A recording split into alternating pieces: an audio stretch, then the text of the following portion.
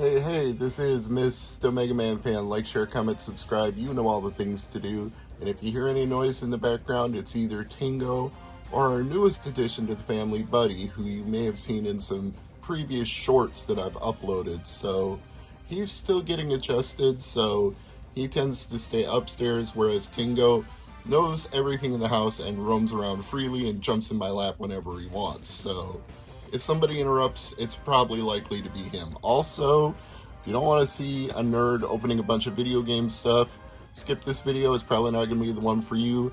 And if you see any jump cuts, it's because an address or something showed up that I didn't want to be on the video. So that is all the information you need to know. And now we shall proceed, starting with Xeno Crisis for GameCube. I opened the package just to make sure the contents were intact, but I have not opened the game itself. And this is a brand new GameCube game in 2023, believe it or not. And they make different flavors of it too. If you order it from Bitmap Bureau, you can get it for your region and your console. Or if you have a modded one, you can play any region and that doesn't matter, but they will accommodate you. This game has also been released for Evercade as a 2-pack and through other platforms as well. I think you can get it as a standalone game on Steam Deck and Switch and other places, but this is a legitimate mastered GameCube game, and it's essentially a mini DVD. That's what GameCube games are. It's just that sourcing mini DVDs to do print runs like this has not always been an easy task, which is why not a lot of people have done it. But Bitmap Bureau actually took the time and effort to not only print a disc, they made a full package because it's in a plastic case with the memory card slot like traditional ones and a full color printed manual, just like a complete inbox GameCube game would have. So this is a very nice presentation, and at the end of the video I'll show a little footage of it running, but got some other stuff to go through here. There were 2 different postcards inside the package, and that would be one for each because I also ordered the Nintendo 64 version. As if it wasn't outrageous enough to have a new GameCube game in 2023, we've got a new Nintendo 64 game too. I guess it would be up for debate which version is better. I'll play them both and see how they compare to the Evercade version, since that's the one that I know the best. So let's try to somewhat carefully get this open. That's the point, right? It's supposed to be played. Once again, the presentation is authentic. We have a spot for the N64 cartridge. We have a full color manual. Sleeving it is not something you would have necessarily found, but I appreciate that protection inside the box for the manual. And it is an authentic size SNES N64 size box. If you get protectors for your boxes, they're cross-compatible. The Super Nintendo and N64 boxes are actually the same size. Finally, Space Invaders 91. It's maybe the plastic is a little wrinkled, but I don't think that's necessarily water damage. I think that's just the age of the plastic. It's hard to say for certain. It could possibly be a little bit of water damage. I don't know. I've got games that look like this that aren't water damaged, so really, really hard to say. But the cartridge and the manual both look really clean, which makes me think it wasn't poorly handled.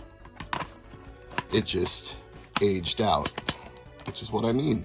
Things are gonna tend to, over time, show their age, and this is now over 30 years old. At least there's no writing in the scorebook on the back. I'm happy about that. Sometimes you get them used and people have written their name on the cartridge, written their scores in the manual. Nobody did that in this case, so I look forward to testing this one and making sure it's a working copy, but I think my confidence is fairly high in that one. Screen protectors of various sizes. I guess they were accounting for people having different Switch models, so they included one of each, which is a thoughtful decision. I do enjoy the coloration and pattern on this one. It is very slick looking, which really it should be, because otherwise why would you even buy it? There's a pocket where you can stick games or accessories, and it's got this screen flap, and that's about it, really. I don't think there's a whole lot to say about the Tears of the Kingdom carrying case. It kind of says it all itself. So most of this Zelda related stuff is not necessary. If you just have the game and none of this other swag, it's not going to hurt you one bit. Like, if you already have a Pro controller, do you really need the Tears of the Kingdom Pro controller? No. Does that mean I'm a dummy who gives Nintendo money that I don't need to? Probably. I mean, after all, the box is the box, but the controller is the controller. Look at that Triforce on there. That's nice. Same styling of gold and symbology as the case, and presumably as the game and collector's edition when I get to those. And it's got plastic wrap over the top to keep it nice and shiny. And now it doesn't because I took it off. We have the Tears of the Kingdom edition Link amiibo. I don't know what all of the amiibos will do yet in Tears of the Kingdom, but this one says, use it to receive helpful aid in your adventure. You could even get a rare item. Kind of amusing that they show it working with the 3DS. Also amusing that they show the Switch and the Switch Lite, but not the OLED Switch. Maybe that tells you just how long they've been working on Tears of the Kingdom, that they probably designed this package long before there was an OLED Switch. Does that box look intact to you? I feel like it is. I think I can just clip off the bottom piece now and keep the backboard, but here's the actual Tears of the Kingdom Link amiibo, if it will come free from the package. Striking a very active pose. Got all his weaponry on his back, his quiver, sword, cape flowing majestically in the wind. Got the iconography on the base. And of course, made in China, as all amiibos are. I like it. Is it worth $17? Well, that's for you to say. This is my Atari Age order. What are homebrew games? This is stuff I ordered from Atari Age like 3 or 4 months ago. See, there's the Atari Age logo sticker. So we've got some games, some homebrew Atari games in here, and a bunch of packing peanuts too. Thanks, Sal. If there's one thing that I always need more of, it's packing peanuts. I kid. Al's a great guy. Known him, oh my god, at least 20 years now, maybe 25. I've known Mr. Uruso a really, really long time. Okay, trying to get some of the detritus out of the way. Or maybe you say it detritus. I don't know. I'm not the pronunciation police. You say it any way that you want. Gorf Arcade from Champ Games. You will meet a Gorpian Doom.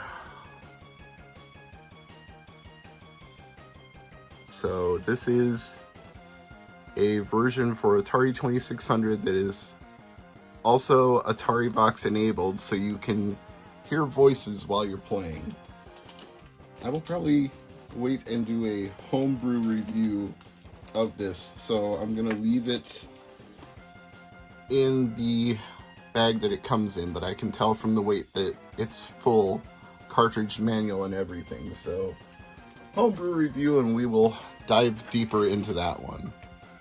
Attack of the Petsky Robots, and I think this also comes with the SNES adapter inside,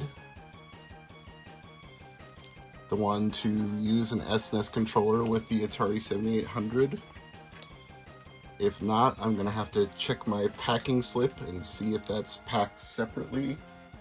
But this one I will go ahead and open just to confirm or deny whether or not that is indeed the case. So I'm gonna have to break the seal on this one. But I feel like when I ordered it, that was part of the package, was that it came with the actual adapter itself, so that you'd have extra buttons to play the game. And based on the weight alone, I feel like there is a good possibility I'm right, but one way to know for certain.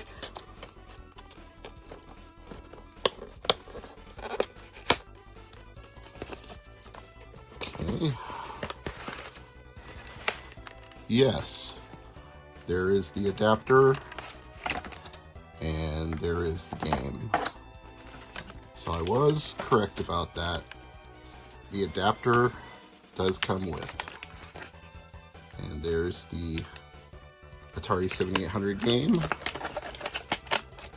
And there should be a manual and or a warranty card or something. Yep, there's a full color Attack of the Petsky Robots manual. If you don't know this game, it's by David Murray, aka the 8-Bit Guy. But you might know it because I previously showed off the Sega Genesis version.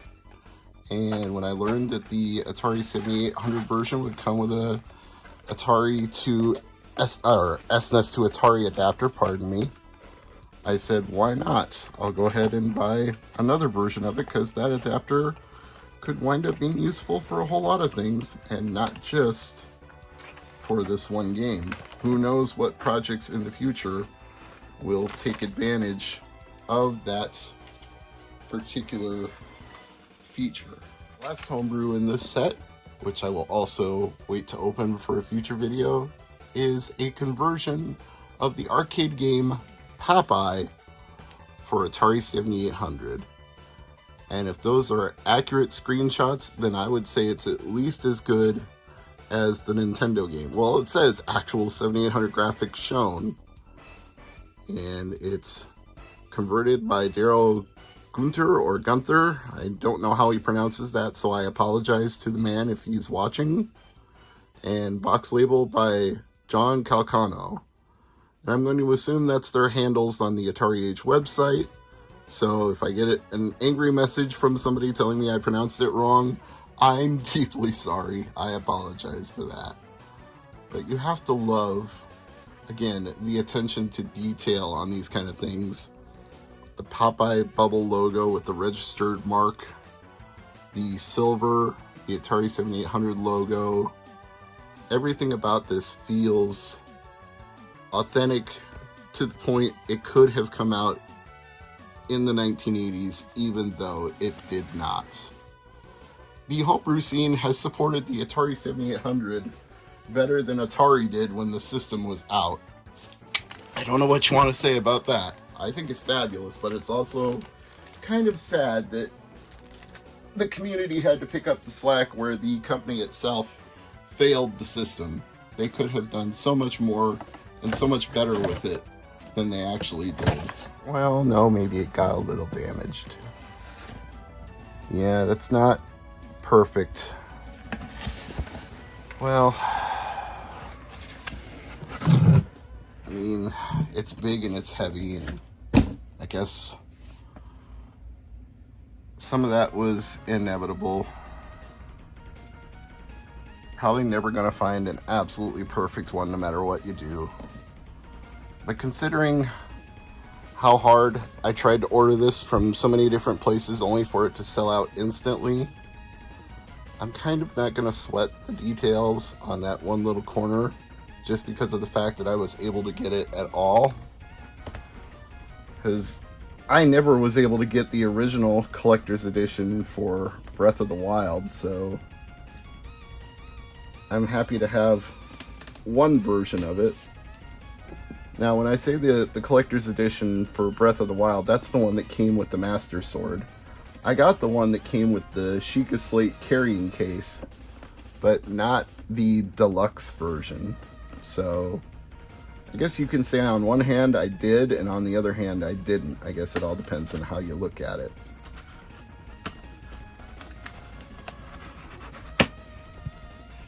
So we've got 2 trays inside of this outer box, and those are the important part here.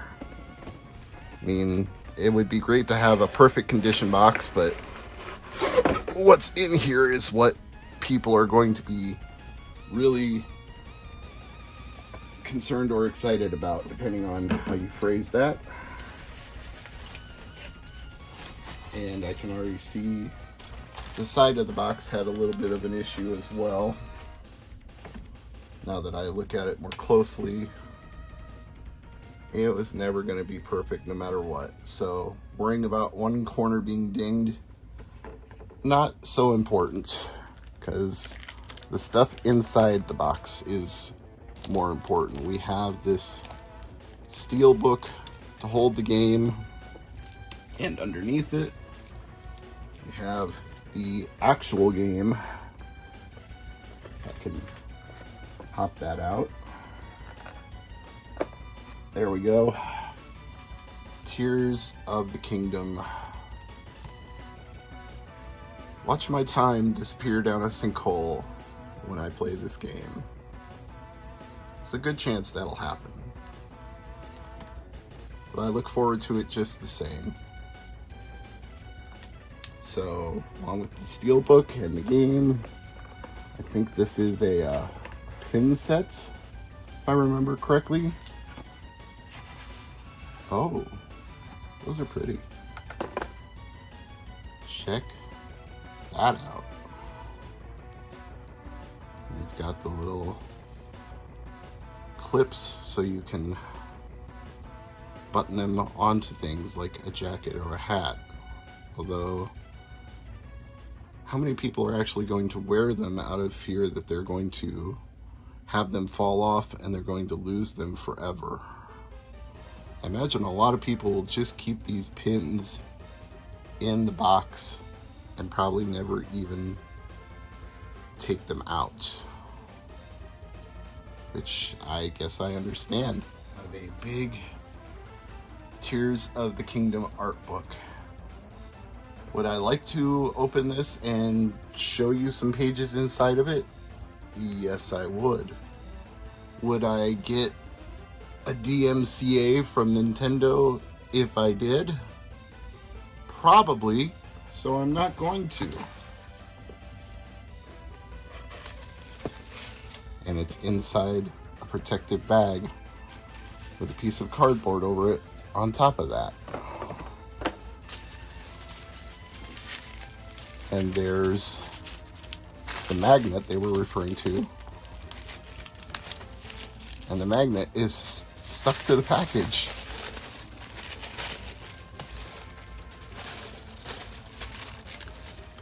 Not even... that is a strong magnet. I can see why they're telling you to be cautious. Okay, let's get a look at this steel plate, shall we? Ooh. Now that is gorgeous. That is a 10 out of 10 as far as I'm concerned. That is beautiful. So while the outer box may have not been as well kept as I would have liked, the contents of the inner box are highly satisfying, and I have no complaints. The controller is right here. Got a whole bunch of Zelda swag here. Everything other... well, the carrying case is down here. Including the carrying case, everything other than the OLED switch itself. Close the lid.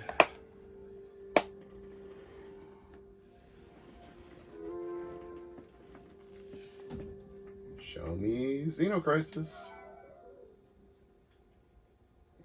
And start.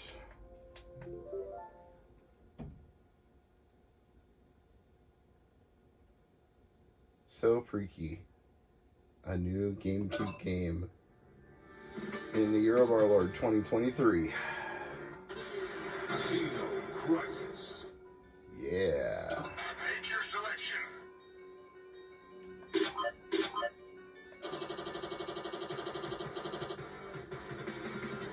If you've never seen this game before on the channel, it's very Smash TV-esque.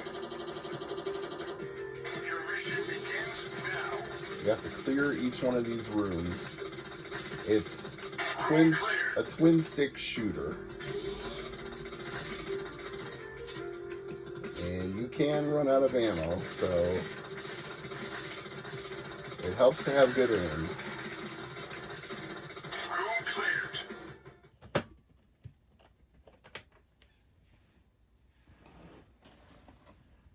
Well, I'm not surprised that it works.